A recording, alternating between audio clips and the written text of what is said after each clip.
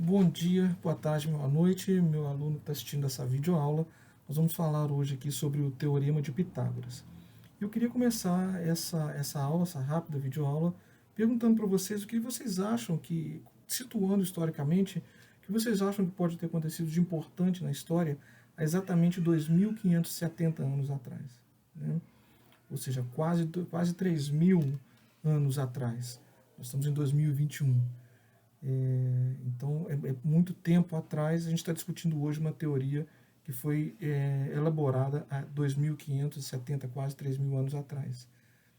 O que aconteceu nesse período? O que aconteceu há milhares de anos atrás? Mais especificamente, entre 570 a 495 a.C., ali meados de 500 a.C.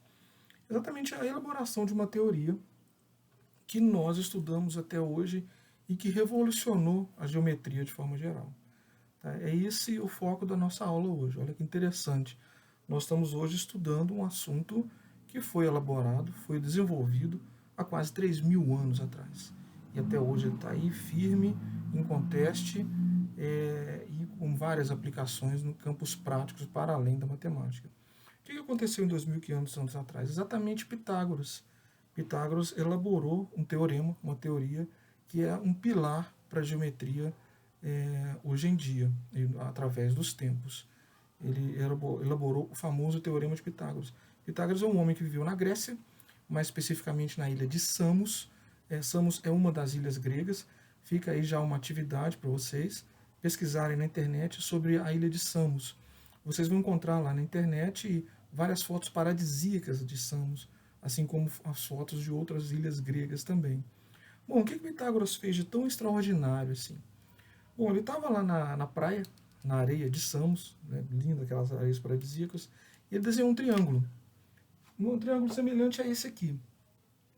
E olhando para esse triângulo, ele elaborou o seguinte pensamento, a seguinte ideia. Ele desenhou 3 quadrados ao redor desse triângulo, utilizando como um lado desses quadrados cada lado de um dos triângulos. Então ele pegou esse primeiro lado aqui desse triângulo e desenhou um quadrado aqui ao lado, que eu vou desenhar aqui para vocês. Ó. Um quadrado com o mesmo tamanho, né? Os 4 lados iguais. Aqui, desenhou esse quadrado aqui, ok? Usando esse lado de baixo, ele também desenhou um outro quadrado aqui embaixo. Né? 4 lados iguais, claro, né? Quadrado. E utilizando esse outro lado aqui, ele também desenhou um outro quadrado aqui, com os mesmos lados iguais.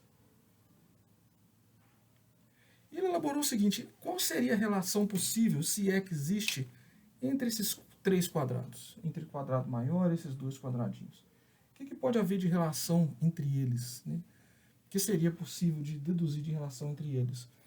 E ele percebeu o seguinte: ele pegou umas pedrinhas, lá em Samos tem muitas pedrinhas nesse sentido, ele encheu esse pequeno quadradinho aqui, ó, com algumas pedras. Encheu esse quadradinho de pedras. Ok, preencheu esse quadradinho com pedras.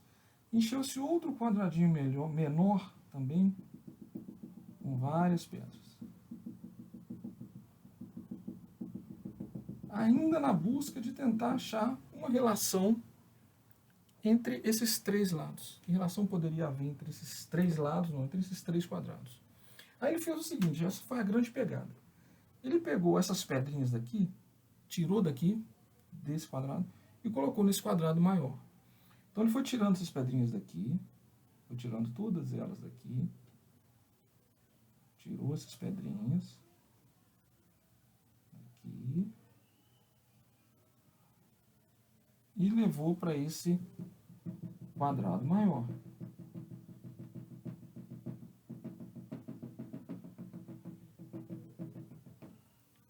Então todas as pedrinhas aqui foram para cá e não preencheram esse quadrado maior.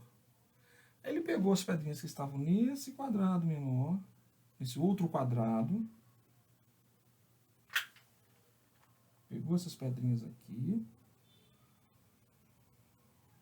e levou para o quadrado maior, esse outro quadrado aqui. Todas as pedrinhas. Então aqui estão todas as pedrinhas de todos os dois quadrados, os dois quadrados. O que ele notou ao final dessa operação aqui? Que não tinha mais nenhum quadrado aqui nessa superfície, aqui em cima desse quadrado. Não tinha mais nenhuma pedrinha aqui em cima desse quadrado. E encheu esse quadrado maior. Então essa superfície esvaziou e essa superfície aqui, essa área ficou preenchida. Então o que a gente conseguiria deduzir de relação a isso? Que esse quadrado é igual à soma desses dois quadrados? Será que é isso? Aí vale agora vocês darem uma pausa e tentarem deduzir o que pode ter de relação com relação a essa operação. Que relação é essa que a gente poderia deduzir em relação a essa operação que nós fizemos aqui?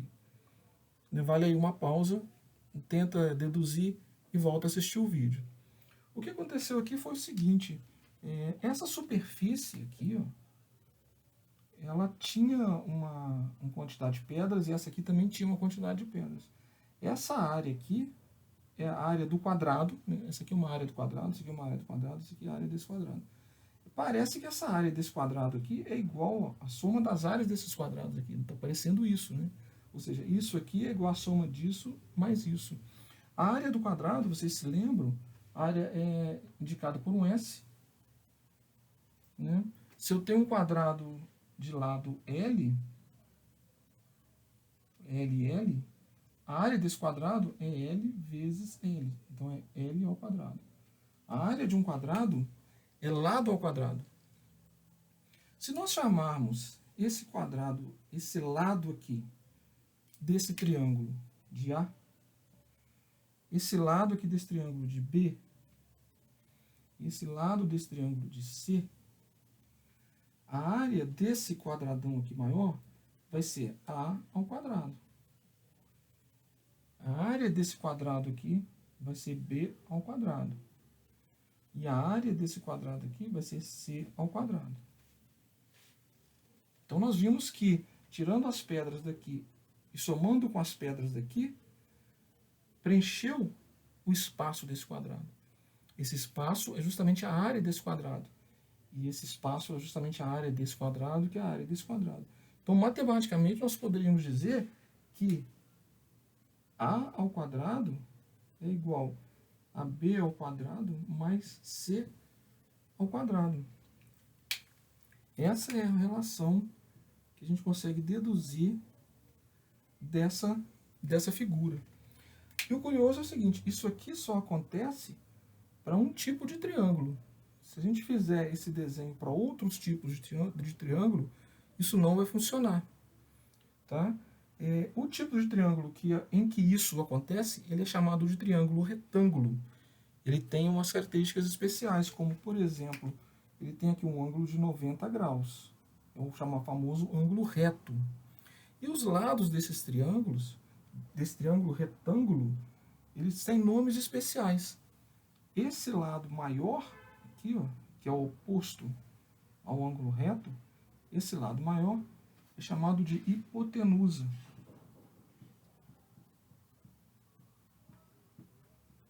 Esse lado menor, assim como o outro, os outros dois lados,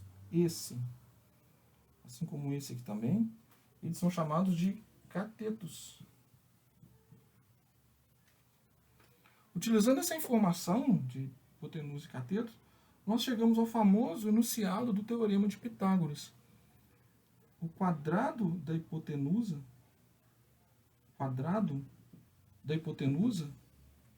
é igual à soma dos quadrados dos catetos. Repetindo, a soma da hipotenusa é igual à soma dos quadrados dos catetos. Esse é o famoso Teorema de Pitágoras. Repetindo, que só se aplica a triângulo retângulo. Vamos fazer uns testes aqui. Ó. Se eu tiver um triângulo com os lados A igual a 10, B igual a 4 e C igual a 5, será que funciona?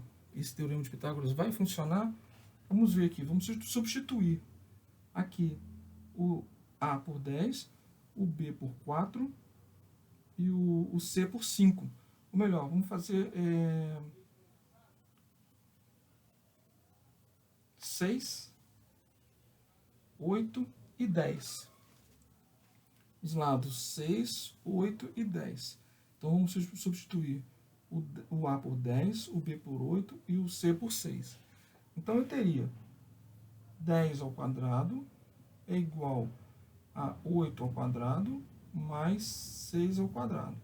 Então eu tenho 10 ao quadrado é 100, 8 ao quadrado 64, 6 ao quadrado 36. Então 100 é igual a 64 mais 36. 64 mais 36 vai me dar 100. Ou seja, verifica a equação.